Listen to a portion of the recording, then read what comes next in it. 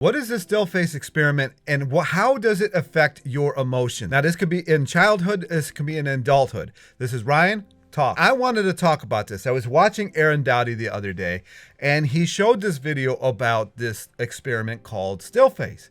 And what it is they have this woman who has a baby, and and I guess it's been done many times. I'm going to actually show it in a couple seconds here. And they sit this baby down in a cradle, or not a cradle, in a high chair. And the woman's playing around with the baby and having fun. And all of a sudden she turns around and she turns back to the baby with a still face. And what happens, actually, it was surprising to me. I couldn't believe what happened. And I'm going to show that video right now. Oh. And she gives a greeting to the baby gives a greeting back to her. Yeah. This baby starts pointing at different places in the world, and the mother's trying to engage her and play with her. They're working to coordinate their emotions and their intentions, what they want to do in the world. And that's really what the baby is used to. And then... All right, so I just wanted to interlude. So you see that the baby's having so much fun here. The baby's with his mother. There's that connection that you always have, you know, as a child anyway, I had with my mother. And it's always there. And now here's the second part. We asked the mother to not respond to the baby. The baby very quickly picks up on this, and then she uses all of her abilities to try and get the mother back. She smiles at the mother. She points because she's used to the mother looking where she points. The baby puts both hands up in front of her and says, "What's happening here?" She makes that screechy sound at the mother, like, come on, why aren't we doing this? Even in this 2 minutes, when they don't get the normal reaction, they react with negative emotions, they turn away, they feel the stress of it, they actually may lose control of their posture because of the stress that they're experiencing. And this part is just absolutely nuts to me. This baby is going crazy. This baby's pointing. This baby's starting to do different kind of movements to try to get attention from its mother. It's losing control of its posture. It's trying, it's squirming around in its chair. It's turning around a little bit. Then it starts screeching. It starts crying. I mean, it's trying everything it can to get its mother's attention. And this is, if you grew up with this, or even if you have this maybe even now in adulthood, you're going to have some kind of a similar reaction. If you can imagine, like, I interview people on my other channel, and sometimes I have been guilty of that because I'm so much listening to what the person's saying that I'll do the still face. But I don't do it intentionally. And that's another thing that they found, that people actually would prefer a negative interview, people who are berating them, than somebody who is just sitting there staring at them through a camera or even in person. And we all go through this, and I think it's being propelled by modern technology, which I'm going to talk about in a couple seconds. But a couple of other things that I noticed I wanted to mention here. I noticed that this creates a constant flow of protest behavior from this child throughout its entire life. And when I was growing up, you actually saw this in a lot of people growing up, kids. When I was growing up, you would see them in the grocery stores, or there was this place called Twin Value. It was kind of like a Walmart before Walmart really got big. There was toys and everything in this Twin Value. And kids would start screaming if they didn't get the toys that they wanted. And I don't know maybe that came from a childhood at their house where they didn't have anything else. They thought that their parents buying them stuff might be love, or getting something might be love, because their parents weren't giving them what they wanted to. It reminds me of kind of my childhood. Like, my parents didn't really do this on purpose. They just weren't really good at helping you out with certain things. Like, for example, on Thanksgiving, a cat that we've had, in the family for like 16 or 17 years died. and it was dying. She actually died Friday morning at 1:22 a.m. But on Thanksgiving, she was dying, and my sister starts crying because it was her cat. She had it since she was in college. And my mom's like, "Why are you crying?" And I'm thinking, her cat that she's had since like 2000 whatever is dying downstairs. And then my mother's asking why she's crying. And ironically, my mother called me after it happened crying. She was crying like crazy. Like, did she do something wrong? And so it's not that she does this on purpose. It's just that she doesn't know. She just doesn't see it, I guess. And it's crazy to me to watch some of this stuff. And I think, so this might not be your parents doing this on purpose. Your parents just might not know how to react to this. And I think this goes on more and more and more now because we've got both parents working. Like when I grew up, it was very uncommon for the mothers to work. My mother didn't really work. My mother worked a little bit here and there if they wanted vacation money or something like that, but she didn't work that much. And so I had my mother around. If you grow up in a family where there's divorce or both parents work or, whatever it is, they're so tired. And if they have multiple kids, they're so tired, they might not notice this stuff. So you might get the still face. They might have worked 12 hours or something like that, and they don't intentionally do it, but they're giving you the still face. And I think what's even worse now is I see it all the time. You got parents out there with their little kids, and the parents are staring at their phones. I don't have kids, but I know childhood does not last that long, and you're staring at your Instagram account. I don't understand it. So we're going to have more of this, I think, more of this protesting behavior, and I think we're seeing a lot of this actually in action right now. When you think about all the protests that have been happening over the last 3 or 4 years here for things that these people couldn't even give you definitions of. I'm not going to get into it, but They make all these claims, and when you ask them what the actual definition is to the claim that they're making, they can't even tell you what it is, but they need to protest. They need to be heard. They need to be seen. And that brings me to the technology end of this thing. When you're texting somebody, there's no nonverbal communication whatsoever.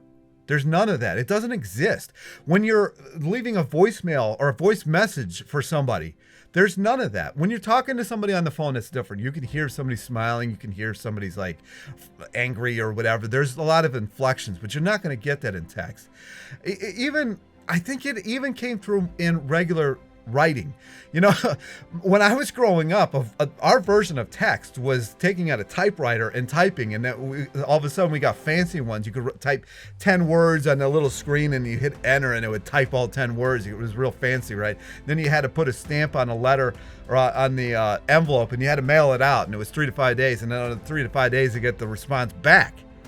So that was our version of text, and I think there's a lot more to that. You don't have that instant gratification. You don't have that abandonment feeling that you get, like I get actually when I text somebody new when I don't know them. I'm like, oh man, I don't know if this is the right thing to say, because I'm kind of like texting retarded, not making fun of anybody other than myself. Like, I'm not good at it. So I kind of like, oh man, I hope I said the right thing or something like that, and I'll think about it the entire time if I don't know the people, and I'm like, maybe I'll hear from them again, maybe I won't. It's crazy. But, we got a lot of that going on, right? And I think, so as soon as the parents aren't around, if we're using this still face method here, we have huge protesting going on because the kids don't get the attention they think they need or whatever it is. And so they're protesting. It might do something crazy. They might, I don't know. I don't want to really name what they're going to do. But it's just like the baby that was in the high chair. The baby's turning around, is convulsing, it's like screeching, it's screaming, it's crying, it's moving its arms around. What's the version of that going to be with your kid as a child grows up? If you're constantly staring at your phone, you're not giving your kids any attention. They're going to think this is normal, but they also want to be heard. So then they're going to start, doing their own version of screech. One of the versions of this that I grew up with more than anything else was my mom was always worried about everything. To this day, she's still worried about everything. She literally won't even get on a freeway by herself she won't drive on the freeway because an accident might happen. So I grew up with this. I grew up with this mentality of money's bad, or you're always going to be broke. You've got to work yourself to death. Bird in the hand type, mentality. She's always telling me a bird in the hand's better than, I forget what the whole thing is. You absorb that.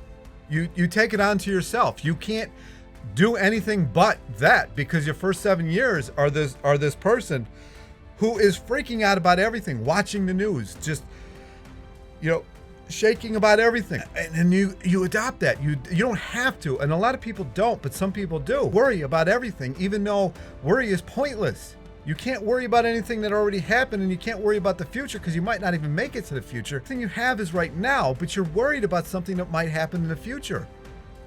Like if you're getting in a relationship with somebody or whatever, and you're like, well, they might disappoint me in 15 years. I can't even bother. Meanwhile, you might have 15 really good years with this person.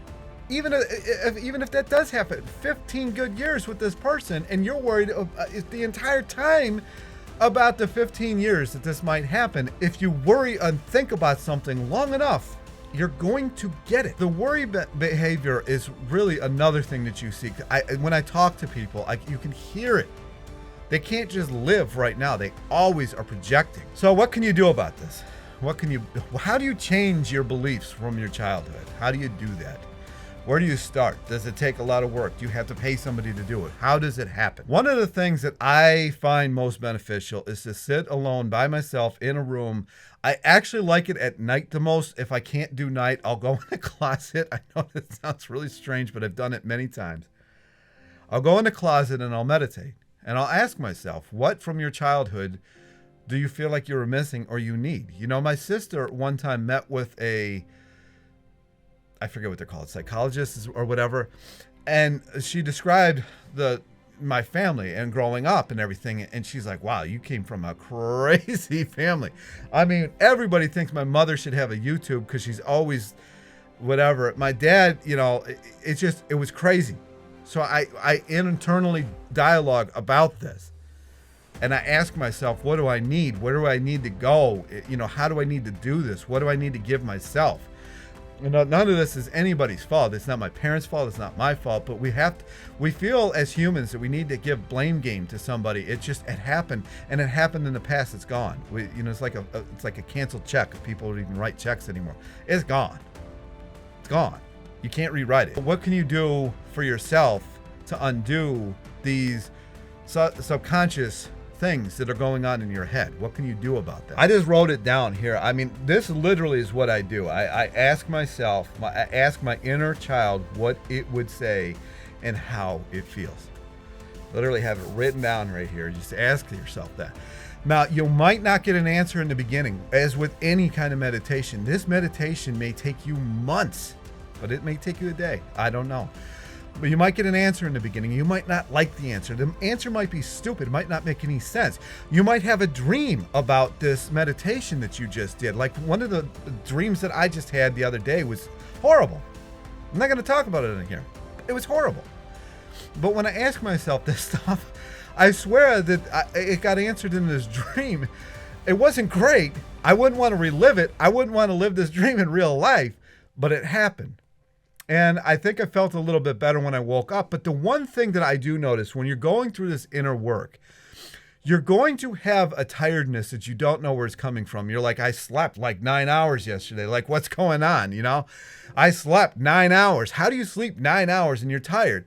But when you ask yourself this stuff, or when you're doing work on yourself, I think it just kind of lends to that, because the mental part of your body uses so much more energy than the rest of your body does. Really take that into account. And if you're tired, maybe don't push yourself. Maybe don't, if you're one of these people that just has to go to the gym or whatever, maybe this just isn't the time to do that. Maybe that gym time was actually you trying to escape from something, and maybe you just need to deal with it. Now, I'm not saying the gym is bad. I'm actually keep looking over here. I got my cellar sizer right here. I got my bike on the stand over here. So I'm not saying this stuff is bad, but some of the stuff is escapism, and some of it makes you even more tired than you already were.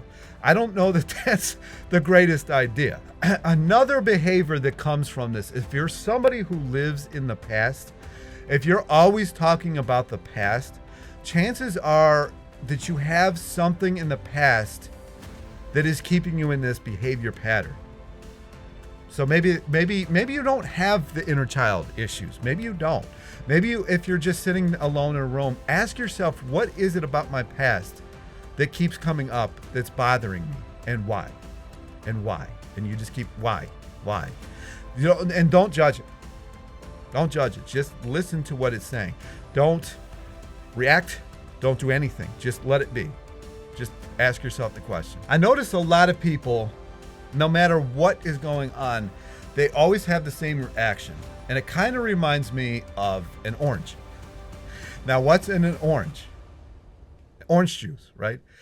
So when you squeeze an orange, only thing that can come out of oranges when you squeeze them is orange juice.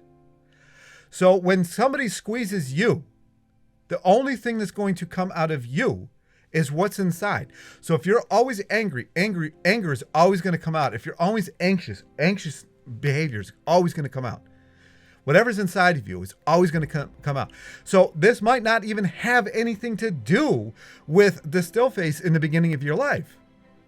This might have something to do with something else. Ask yourself, why is this always my reaction? Why am I always reacting this way?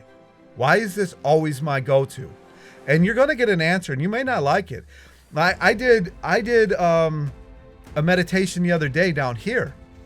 I didn't like the answer at all. I just kept saying to myself, you're just a fat loser from the 80s. Who would want you? That just kept coming up.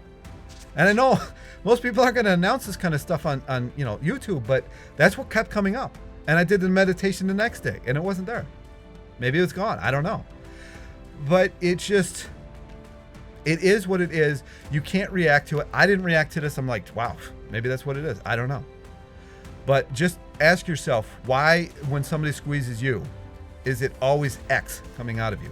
And I think in closing, I'm going to say that you need to really just have love for yourself. And I know even saying that on screen here is hard for me to say. It really is. It drives me crazy. But if you don't have love for yourself, I think you're going to stay in a stagnant everything. Everything's going to be stagnant in your life. You're going to stay in relationships that maybe not good for you anymore. You're going to stay at jobs that you hate.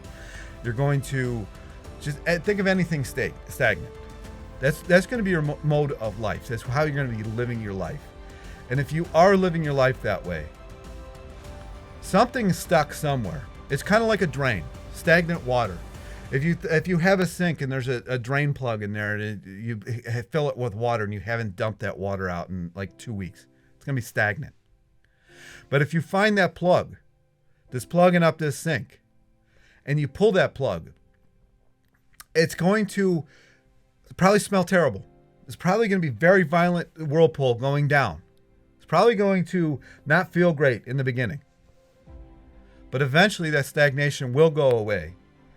And what you come out with will be a new version of yourself. It's not any better or any worse.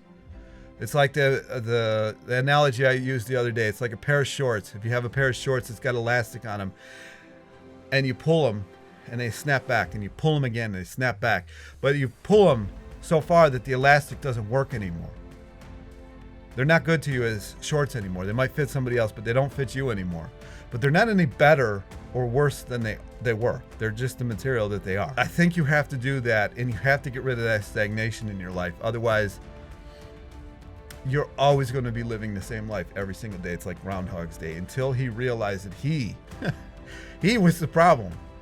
He had to relive his life every single day. Now, it might be fun for a little while, but I don't want to live like that permanently. Anyways, that's my video. Any comments, questions down below? Like, subscribe, and I'll talk to you in the next video.